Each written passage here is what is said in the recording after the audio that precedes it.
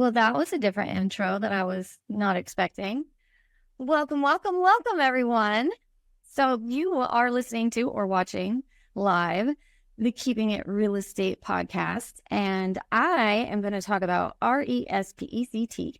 Find out what it means to me today. So, we're going to be talking about that not just in real estate, but in all avenues. So, if you know me, you know when I do these, I try to gain inspiration from people like Layla Hermosi, Alex Hermosi, Ed Milet, and others. And I just wasn't, I don't know, like I've been thinking about this for a while because I haven't been on, it was a holiday and then I was on vacation. So it's been a little while. And so like, I'm a little bit like, what am I going to talk about? Right. And then I decided to use real life experience in this because, I've lately been taking Zillow calls for one of my clients, and this is like a massive team. So there's a lot coming in, there's a lot going on. So I'm going to explain this because why I think it's important as agents that we don't get disillusioned and burnt out from the way that the industry is and the things that happen to us. So I'm going to tell a story about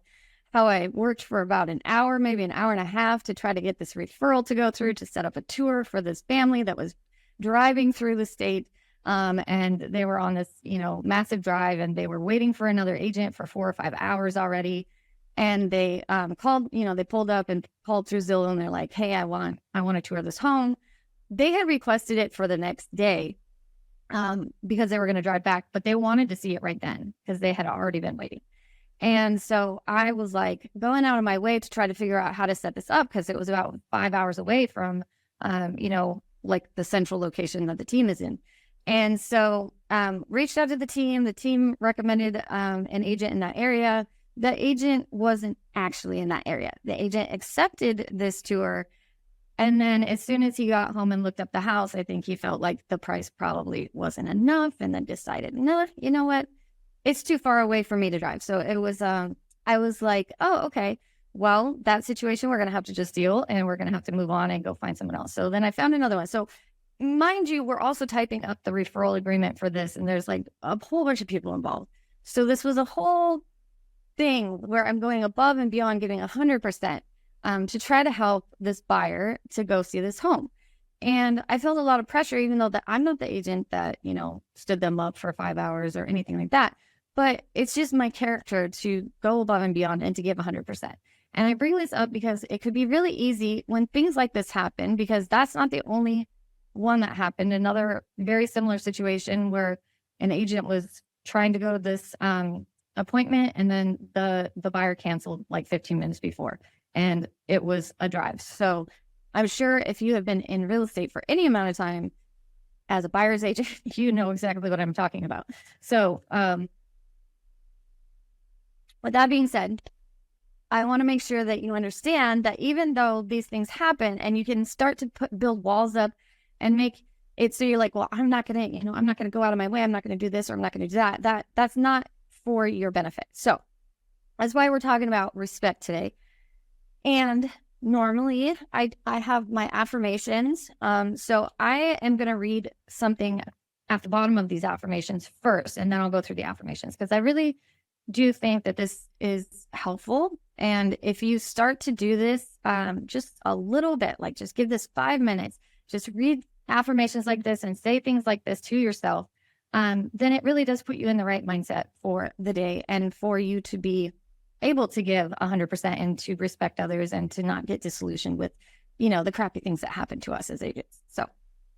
So the first thing I wanted to read is, when you're honest and kind to people, they trust you more. When you're fair and own up to your mistakes, you get more respect. And when you put someone else's needs before your own, you get to be part of their happiness as a result.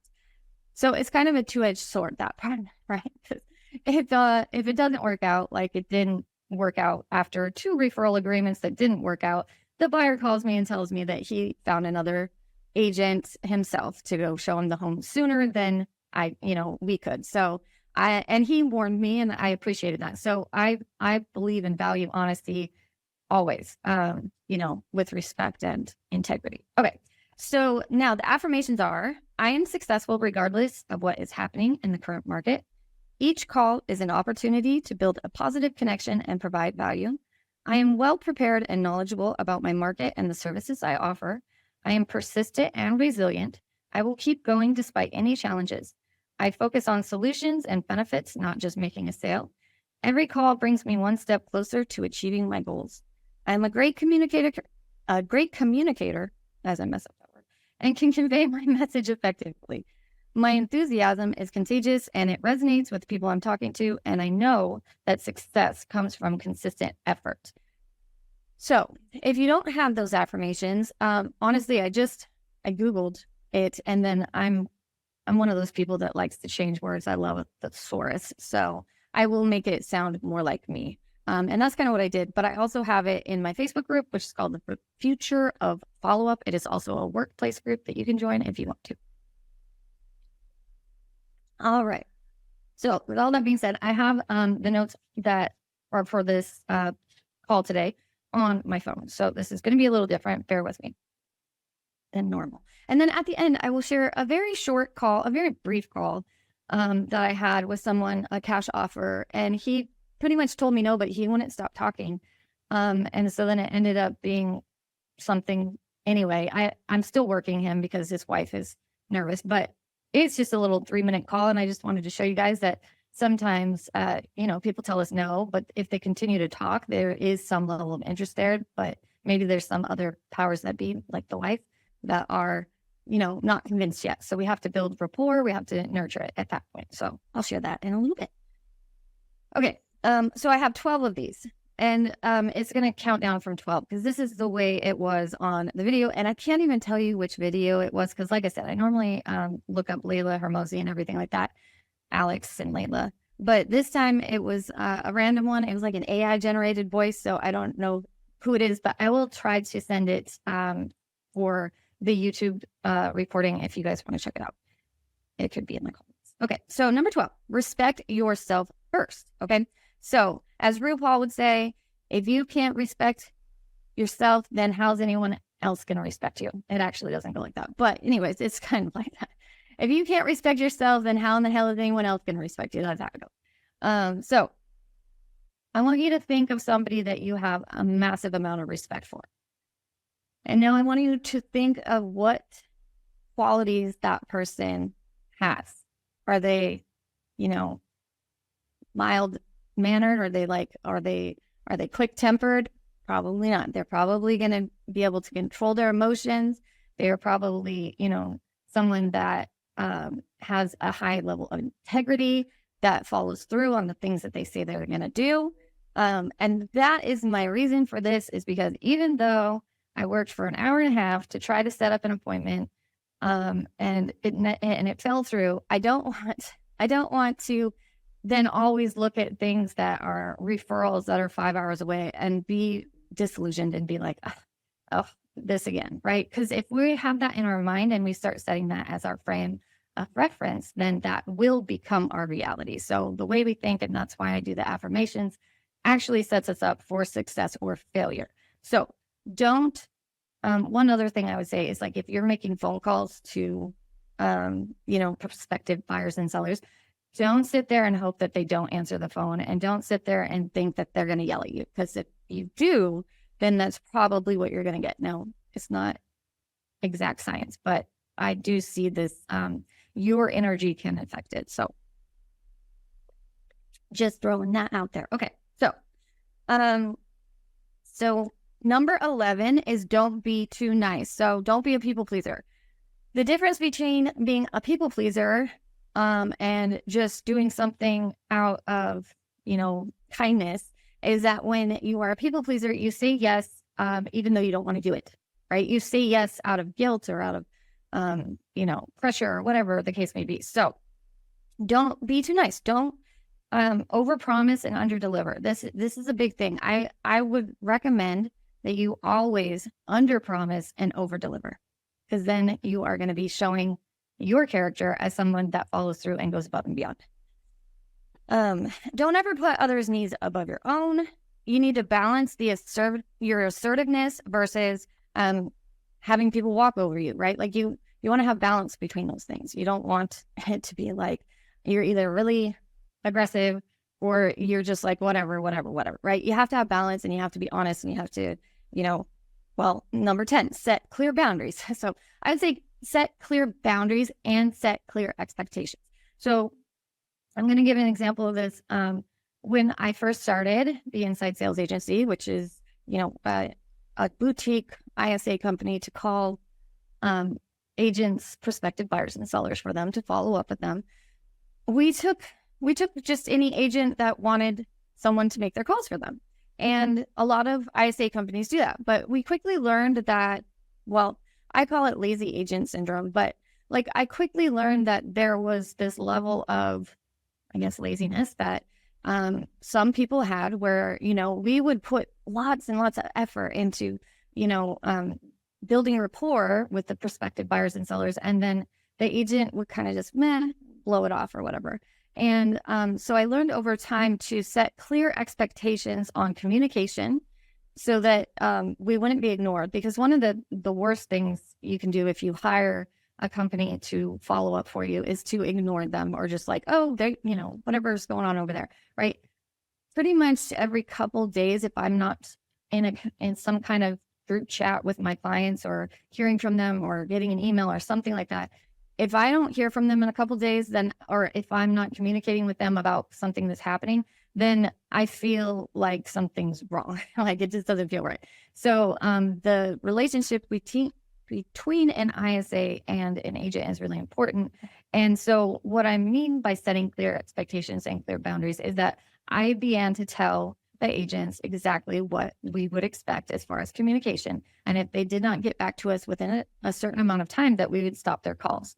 And this is something that, we just have to put it out there. And as soon as you do, like, it could be scary, but when you do, then you can fall back on it if things start to go a different way. So I think it's really important, especially with buyers and sellers as agents, when you're showing property or anything like that.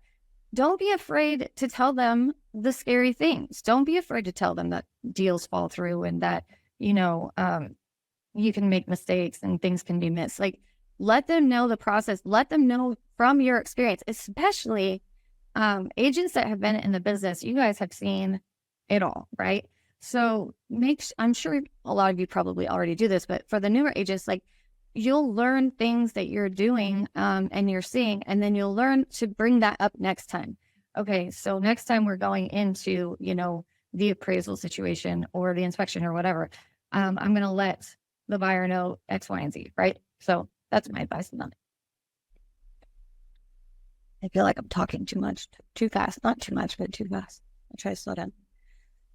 Okay, number 9. I'm really fond of this one. I'm a talker. My husband is the opposite. My husband and I are like complete opposites, but all of our values align. So we did not think alike at all when we first got together. As a matter of fact, I've been with him since I was 16, and I'm 42 now. And so what's that, like 26 years, right? So it's been a really long time, and we've learned how to communicate with each other because we communicate so differently. But number 9 is speak up when you disagree. So I was listening to this Lola Formosi thing about the 3 types of leaders. There's like the Susan that doesn't, the silent Susan, I think is what she said. And silent Susan just basically doesn't talk. And Layla admitted that this was her in the beginning. Like she would just keep everything to herself, and she wouldn't bring things up. And then it made her seem standoffish.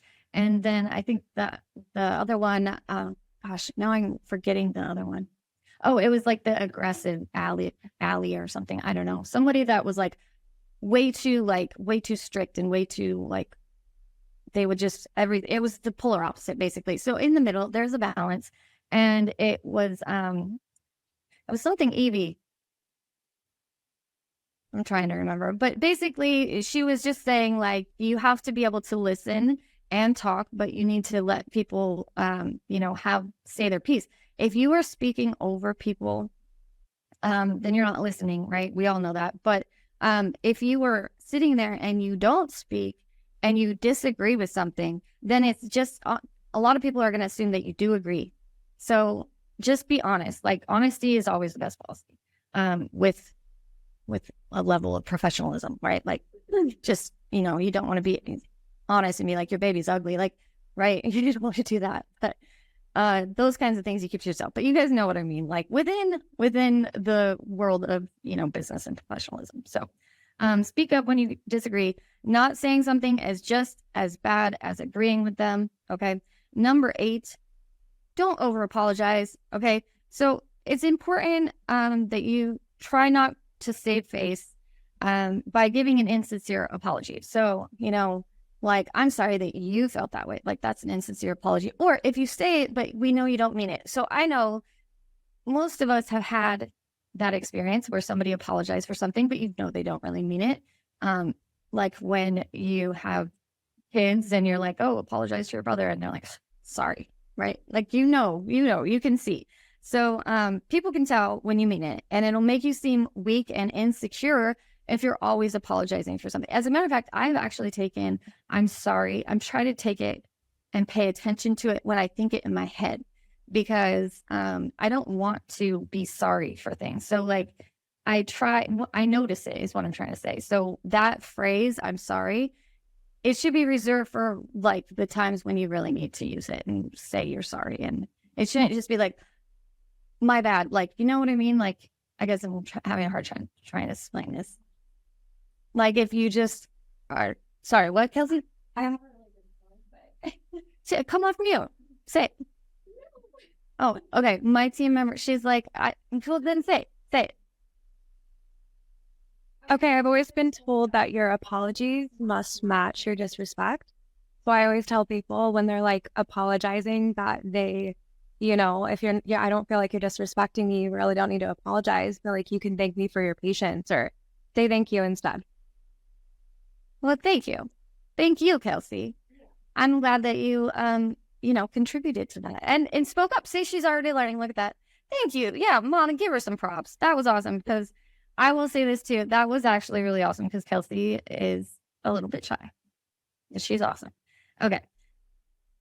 Okay, so the next one is number 7, which is display confident body language. Okay, I'm going to tell a story about Tony Robbins. This is a true story. Everybody knows who Tony Robbins is, I assume. I was at a real estate convention 2 years ago when I had first started my business and it was really booming. And basically one of my team members quit right before Tony Robbins was coming on stage. And we were in the front row of the back section, and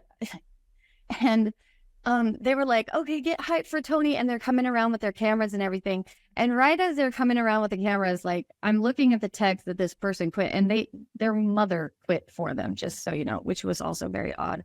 But anyways, and like my whole demeanor was just like, like not happy and excited to see Tony Robbins.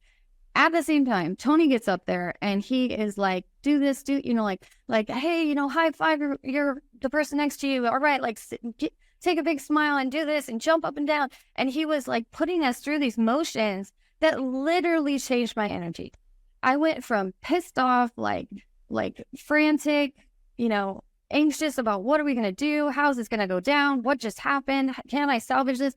I was like going through all of that. And then all of a sudden he's like, you know, high five, you know, like do all these things, and it forces you to change your energy. So with that being said, I think it's number 7, display confident body language is really, really important, especially in real estate. And even with being on Zoom or on calls, your body language can come through on phone. Like sometimes, I know that sounds weird, but you probably heard people say like, you can hear someone smiling on the other end, that kind of thing. So yeah, I mean, when you're making follow-up calls, try to smile, like try to be there and be present. And if you have somebody quit unexpectedly, you know, maybe go watch a Tony Robbins thing to help you get and know what that confident body language is. Cause it's like, you know, sitting up, most of us all know it, but just so you like, so it can be very clear, you know, sitting up straight, shoulders back, head up, you know, like giving off that, like, I know what I'm doing. I know why I'm here. That's really important. Cause if you walk into like a listing and you're like, like, oh my gosh, overwhelmed. That's going to be obvious. And we don't want that. Okay. I don't want that for you. All right. Number 6. Okay. So if I can't get through all of these, we will do the rest next week, but I think we can. I'll try to go quicker. All right. Number 6 is give respect in return. Seems like a no-brainer, right? But I have been in real estate for quite a while now, and it's one of the weirdest industries, I'm not going to lie, because agents, like, they're not as collaborative as they should be. I feel like we all know what we go through. This is not an easy industry. It is actually extremely difficult. It is not for the faint of heart. It is for, people that know how to self-regulate and just people that know what they're doing. I guess, and a lot of people that don't know what they're doing get into it, but we have to have respect and we have to help each other. And I hate the competitiveness that comes along with oh, that's mine. And this is, don't look at it. There's enough for everyone, people. I know it doesn't feel like that sometimes, but you're going to attract your people if you're authentic and true to yourself. And the other agents are going to attract their people, and we're all different, and that's fine. And that's actually a great thing, because I wouldn't want to work with an agent that was exactly like all the other agents. I want somebody that thinks outside the box, somebody that's, a marketing guru. I want different things than somebody else might want. And I think that that's really important to convey. So, and with that being said, respecting other agents, especially online, can we stop with anonymous posts and lab coats about screenshotting some nasty conversation between you and another agent because they didn't get back to you in time, or they didn't, put the right form in there or something. Let's have grace. Can we have grace for each other? This is a hard industry. We all know that. Let's not treat each other with contempt. Let's treat each other with respect. And that's what this is all about. All right. Okay. Number 5, keep your promises. Okay. No excuses.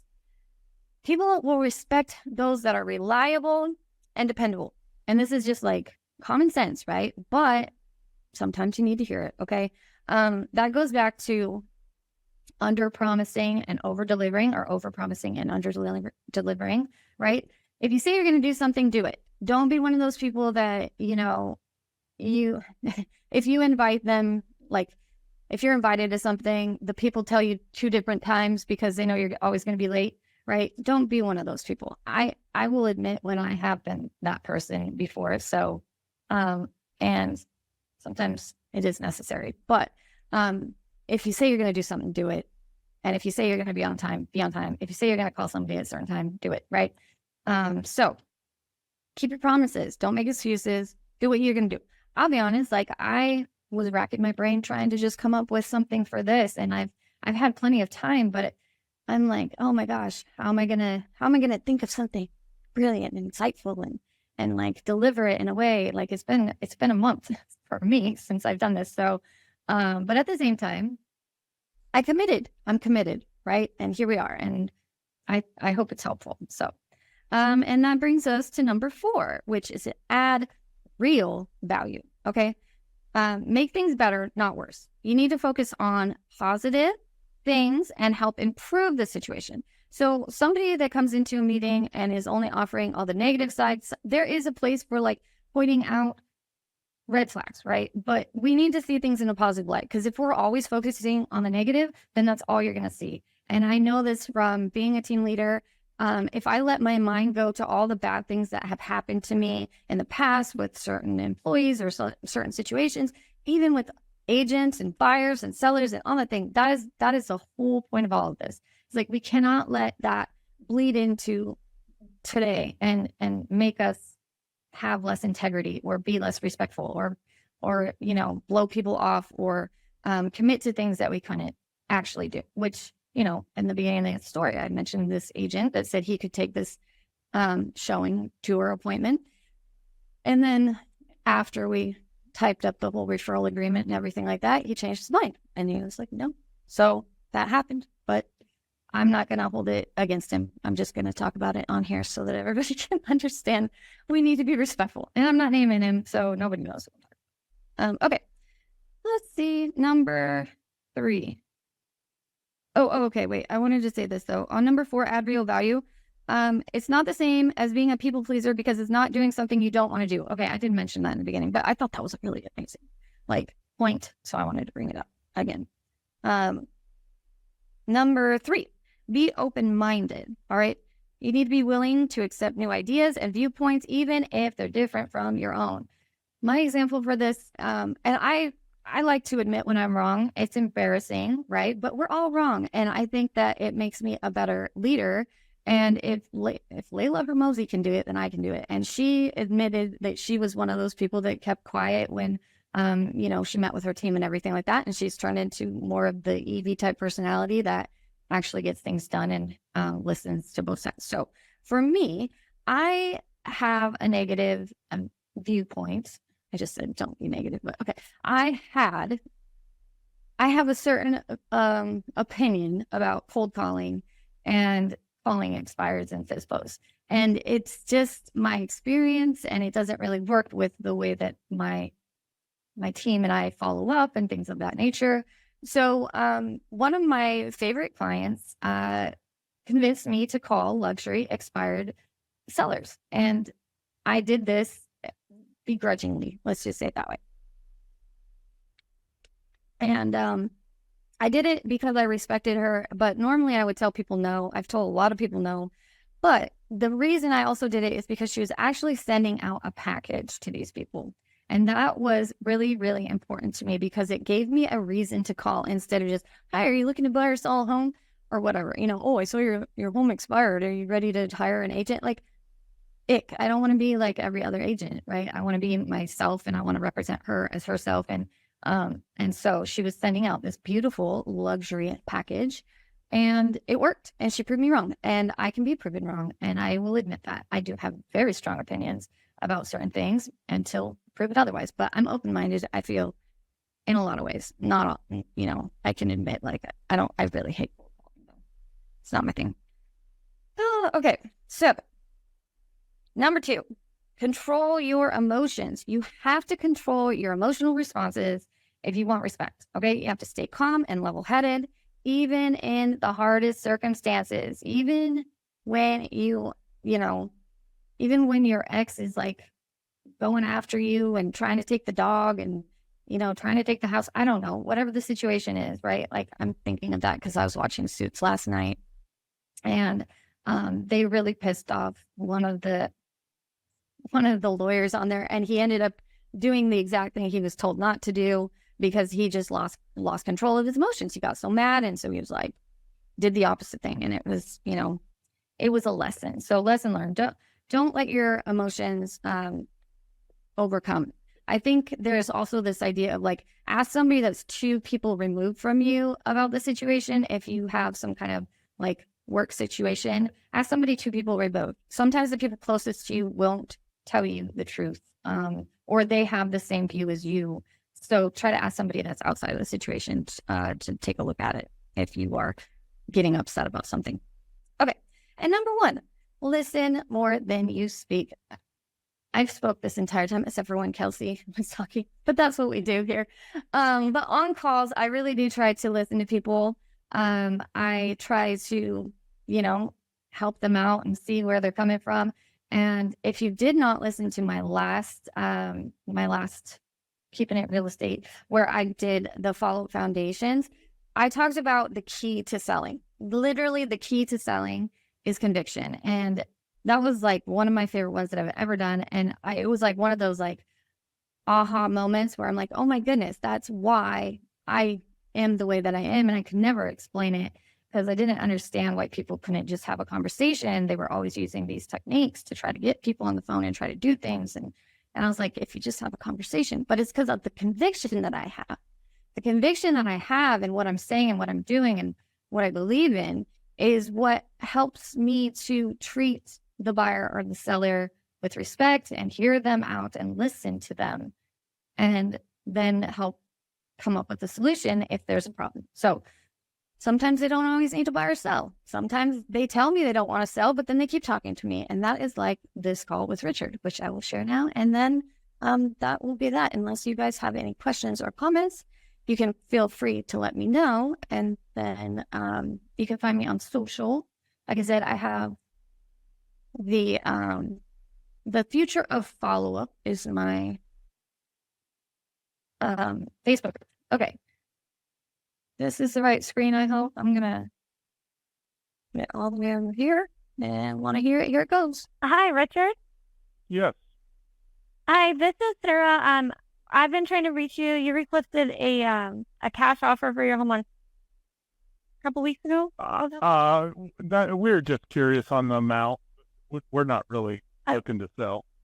Okay. Well, did you want like maybe just a rough estimate or something like that, or? I guess you could give me a rough estimate, but I'm sure it's not going to be. What you're looking for? Yeah. I mean, go ahead. Well, is there a certain price that you were hoping to get? Well, we're figuring it's probably somewhere around 380, 390. Okay. Have you made upgrades to it since you bought it? Oh yeah, lots of them. Oh, okay. All right, yeah. So we're basing it off of not seeing the home, and that's why I call. But if you're not really wanting to sell, because our process is like we come out, we take a look, and then we go over it, but there's no pressure or anything. So it's if you wanted to do that. Yeah, we're really not looking at doing that. We're just kind of curious to see what is. But we put a new kitchen, countertops. We added a big screen-in porch. We did a new bathroom with a walk-in shower that is oversized, like the size of the Roman tub that was in there. Oh, nice. So we've done a lot of upgrades to it. Yeah. The air conditioning system and lots of things. I mean, if you were able to get like 390, would you want to sell, or is that not? I would have to discuss it with my wife. I mean, Yeah. We got such a low interest rate when we bought this one. I don't know if we would, even if we got, what we wanted, we're going to have to pay more for another house with the interest rate. Not necessarily, because there is a assumable loan. So that is something that a lot of lenders are offering, where you can assume the interest rate of the current owner when you buy a home. So we have one on the market right now for 2.9, I think it is, or 2.8. That is an assumable loan. So there's options. But like I said, I don't want to pressure you, but I do think that with the upgrades that you just mentioned, it is possible to get what you are wanting. Like I said, we just need to come out and see it, and that's totally, up to you. Sure. Why don't you call me back in a week? Let me talk to my wife about it tonight. Perfect. Yeah. Okay, we'll do. Yeah, absolutely. Sounds like a good plan. Well, good luck with everything. Okay. Thanks, Richard. Have a good one. Bye-bye. You too. Bye-bye. Okay, so Richard, I like to share some that are really successful, obviously, and things like that, and that's what I've shared so far. This one was kind of like a dance, like we were kind of going back and forth, and I was trying to figure out his motivation. I feel like I might have sounded a little desperate, not like seriously, but I felt like maybe I pushed a little bit. But either way, it still worked out. I have been in contact with him. His wife was not ready to do anything, but that is the reality, and there you have it. That's what real estate looks like. So hopefully this was helpful info, and I'm glad you all listen. I am going to be on the Icons of Real Estate podcasts pretty soon, so keep an eye out for that. We'll be posting this online. You can follow me, Sara Delansig, and that's it for me. Thanks so much. If you'd like more information or to get connected to the Agent Power Huddle, join our free Facebook group. This call was designed for the agents in our EXP organization, but open to any agent from any brokerage. If you're a guest and you're interested in learning more about EXP or our specific resources within the Agent Collective, reach out to the person who invited you to this call to get more info. Produced by the Agent Collective Media Network.